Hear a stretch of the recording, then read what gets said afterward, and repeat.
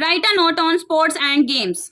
अक्सर एग्जाम में sports and games के ऊपर नोट लिखने के लिए आ जाता है, या क्वेश्चन में पूछा जा सकता है, या जो है किसी भी शॉर्ट क्वेश्चन में आ सकता है, या आप लोगों ने जो ऐसे लिखा है उसकी लेंथ कम है और उसको आप चाहते हैं और एंस हो तो उसके मटेरियल आप फाइंड आउट करना चाहते हैं, तो ये वीडियो आपके लिए है। अब हमने स्पोर्ट्स एंड गेम्स को जो ऐसे है उसको इस तरह से, अगर हमें 5 के लिए है नोट, तो हमें उसमें मैनेज करना है कि हमने लेंथ की ऐसे की लेंथ को इंक्रीज करना, उसमें किस तरह से हेल्प आउट सकता है और किस तरह से हम अपने एग्जाम में स्पोर्ट्स एंड गेम्स पर एक ऐसे लिख सकते हैं, ये उसमें आपको हेल्प करेगा।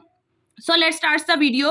Sports and games are vital for physical and mental well-being. They promote teamwork, discipline, and resilience. Engaging in sports fosters a healthy lifestyle and improves overall fitness. Whether it's running, swimming, or playing basketball, each activity offers unique benefits. Additionally, sports teach important life lessons such as sportsmanship and perseverance.